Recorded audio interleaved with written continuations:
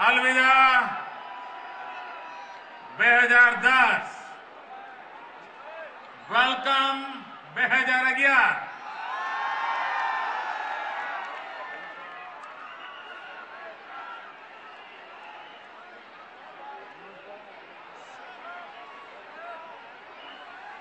વર્ષો પહેલા કાંકરિયા એ અમદાવાદની ઓળખ તરીકે પંકાયેલ હતું, પણ વચ્ચેનો સમયગાળો એવો ગયો લગભગ કાંકરિયા ભૂલાઈ ગયું હતું. નહીં તો ભૂતકાળમાં ગુજરાતમાંથી ક્યાંયથી પણ કોઈ અમદાવાદ જાય તો એને એક કામ એ હોય કે કાંકરિયા તળાવ જોવા જવું. આ કાંકરિયા જોવાનો ઉમંગ ગુજરાતના ગામો ગામ આપણે બધાએ અનુભવ્યો છે, પરંતુ એ કાંકરિયા માત્ર ને માત્ર આત્મહત્યા કરવા માટેની જગ્યા બની ગયું છે.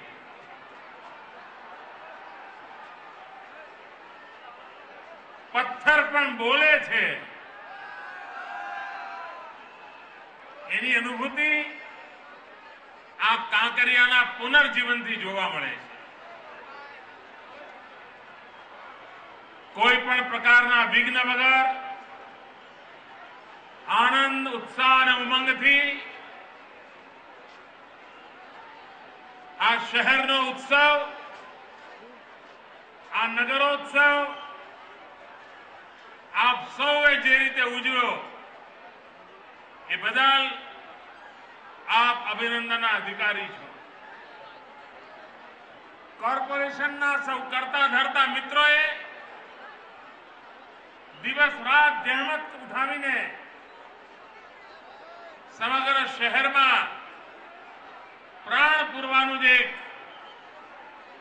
અભિયાન ચલાવ્યું છે તે માટે એમને પણ ખૂબ ખૂબ અભિનંદન આપું છું. આજે શ્રીમાન અશોકભાઈ ભટ્ટ જમાલપુરના ફ્લાયઓવરનું અમદાવાદની સેવામાં લોકાર્પણ થયું છે. આ માળખાકીય સુવિધાઓ અમદાવાદની વિકાસને, અમદાવાદની ગતિને, અમદાવાદની પ્રગતિને નવો ઓપ આપશે એવી મને પૂરી શ્રદ્ધા છે. સમગ્ર હિન્દુસ્તાનમાં પહેલી વાર એક અનોખા પ્રકારના કિડ્સ સિટીનું આજે ઉદ્ઘાટન થયું છે. આ કિડ્સ સિટીમાં કરવા જેવા એટલા બધા કામો છે કે બાળક એકવાર અંદર પ્રવેશે તો 2 દિવસ સુધી પણ એના કામ પૂરા ન થાય. ઉમંગ, ઉત્સાહ સાથે જાતે અનુભવ કરે એવો એક આ નવતર પ્રયાસ છે. ભારતમાં ક્યાંય બાળકોને આવો અવસર નથી મળતો. આપણે ત્યાં શાળામાં શિક્ષક દિવસ મનાવતા હોઈએ છીએ અને એ દિવસે વિદ્યાર્થીને શિક્ષક બનવા મળતું હોય છે, પરંતુ નિશાળમાં માળ 8 કે 10 બાળકોના ભાગ્યમાં એ આવે. પરંતુ જેને શિક્ષક બનવાનો અવસર મળ્યો હોય એના જીવનની એક બહુ જ અદ્ભુત ઘટના હોય છે. એ શિક્ષક દિવસને જીવનની સ્મૃતિ સાથે જોડતો હોય છે. પોતાના જીવનના ઉત્તમ પ્રસંગોમાં પોતે શિક્ષક દિવસમાં શિક્ષક બન્યો હતો અને આમ કર્યું હતું એની વાત કહેવાનું એને ઘડપણમાં પણ ગમે એટલો એના મન પર એની અસર હોય છે. જો એક શિક્ષક દિવસ વ્યક્તિના જીવનમાં આટલી અસર છોડતો હોય તો અહીંયા તો અનેક પ્રકારની એવી પ્રવૃત્તિઓ છે. તમે જજ બની શકો, તમે વકીલ બની શકો, તમે કોર્ટમાં કેસ ચલાવી શકો, તમે પોલીસ ઇન્સ્પેક્ટર બની શકો, તમે ગુનાની વિગતો મેળવી શકો, તમે પત્રકાર બની શકો. મેં આજે જોયું કે મેં નીચે ઉદ્ઘાટન કર્યું અને ઉપર જ્યારે ન્યૂઝ રૂમમાં ગયો તો નાના નાના ભૂલકાઓએ આજનું કિડ સિટીનું છાપું ફોટા સહિત છાપીને બહાર મૂકી દીધું, ચલણમાં મૂકી દીધું. એ બાળકોનો ઉમંગ કેટલો હતો હું જોતો. જે બાળકોએ ભાગ લીધો એમને મેં પૂછ્યું કે તમને કેવું લાગ્યું.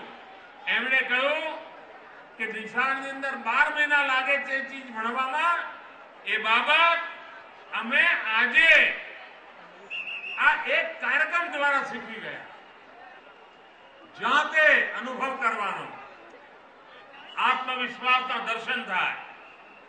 અંદર મેં જોયું બાળકો મહાપુરુષોના નાટ્ય પ્રયોગ કરતા હતા.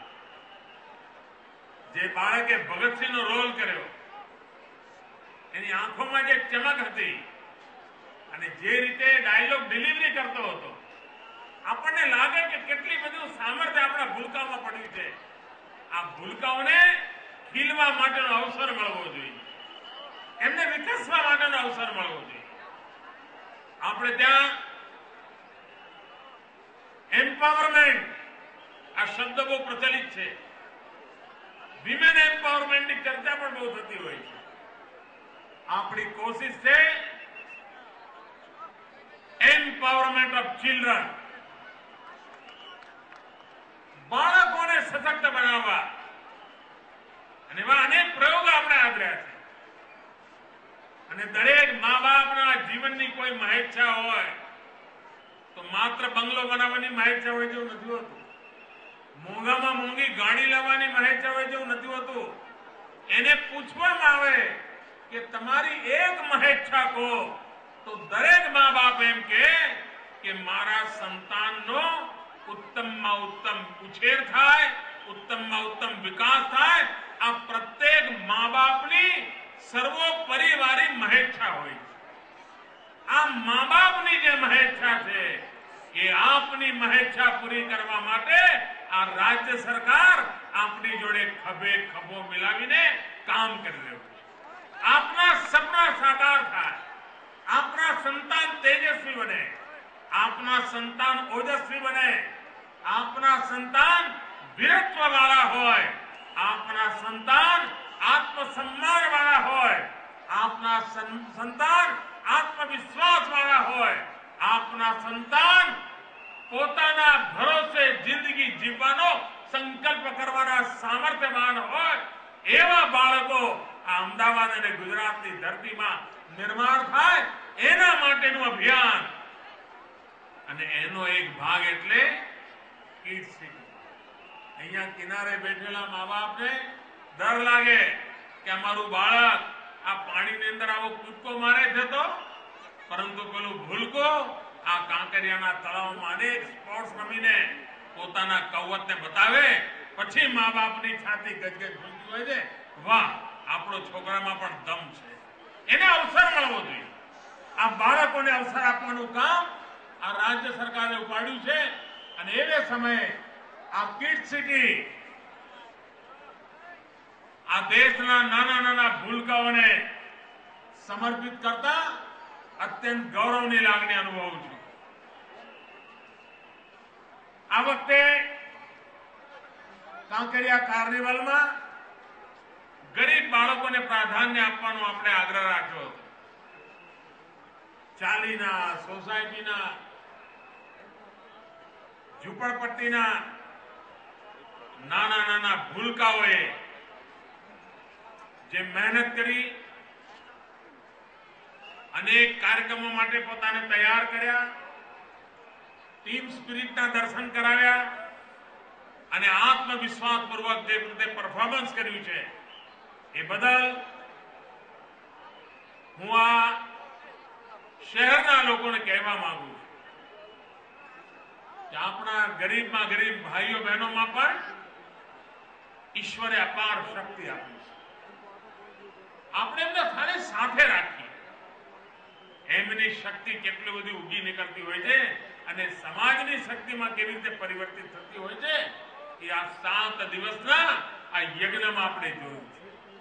આ યજ્ઞ છેવાડાના માનવીના આત્મવિશ્વાસમાં ઉમેરો કરવા માટે છે. આ મહોત્સવ ગરીબમાં ગરીબ ચાલી મારનાર વ્યક્તિને પણ આ શહેરનો માલિક હોવાનો ભાવ પેદા કરે છે. આ શહેર મારું છે એવો ભાવ પેદા કરે છે અને એના દ્વારા આ શહેરના વિકાસમાં એ સક્રિય ભાગીદાર બનવાનો છે. અને એ કામ આજે આપણે કર્યું છે. ભાઈઓ બહેનો, કાંકરિયામાં વિકાસની જેટલી પણ તક હોય આપણે એક પણ છોડવા માંગતા નથી.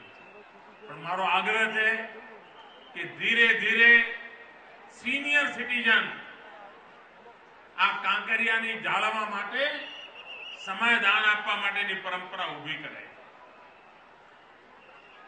દુનિયાના બધા જ દેશોમાં આ પ્રકારની જગ્યાઓનું સાચવવાનું કામ નિવૃત્ત થયેલા વયોવૃદ્ધ તપોવૃદ્ધ લોકો કરતા હોય છે. એમને પ્રવૃત્તિ મળતી હોય છે, નવા નવા લોકો સાથે એમને વાતો કરવાનો અવસર મળતો હોય છે, એમની જીવનમાં તાજગી રહેતી હોય છે. આપણે પણ આપણે ત્યાં કથા કીર્તનમાં ટાઈમ આપતા હોઈએ છીએ, ધાર્મિક કામોમાં સમય આપતા હોઈએ છીએ.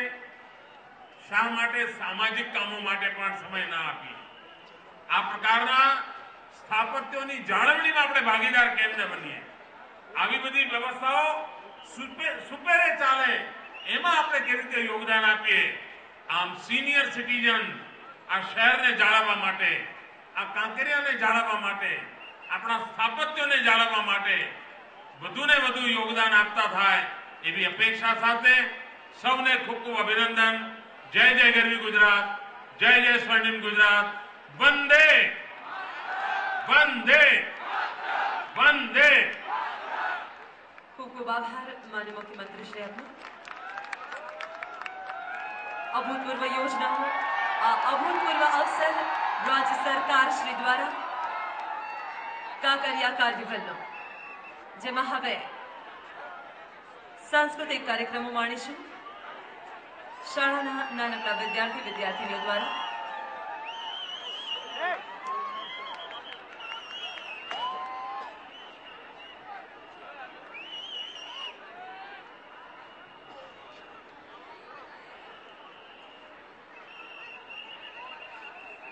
મેયરશ્રીએ મને એક વિનંતી કહી હતી, પરંતુ આ ઉમંગ અને ઉત્સાહના કારણે એ વાત કહેવાનું ચૂકી ગયો. એટલે મેયરશ્રી આવીને ફરી મને પાછો મોકલ્યો છે. આજે જેમ એક ફ્લાયઓવરનું ઉદઘાટન થયું, એનું નામકરણ અશોકભાઈ ભટ્ટના નામ સાથે જોડ્યું છે. એવી જ રીતે માધુપુરા શાહીબાગમાં જે રેલવે નો ઓવરબ્રિજ બન્યો છે, જેનું ઉદઘાટન પણ ટૂંક સમયમાં થવાનું છે, એ રેલવે ઓવરબ્રિજનું નામ આચાર્ય શ્રી મહાપ્રજ્ઞજીના નામ સાથે જોડવાનો આપણે વિચાર કર્યો છે. અણુવ્રત આંદોલન દ્વારા સાત્વિક પ્રવૃત્તિને વેગ આપવા માટેનું એક મોટું આંદોલન આચાર્ય મહાપ્રજ્ઞજીએ ચલાવ્યું અને એમનું નામ સ્મરણ હંમેશ માટે આપણને પણ સત્કર્મની પ્રેરણા આપશે.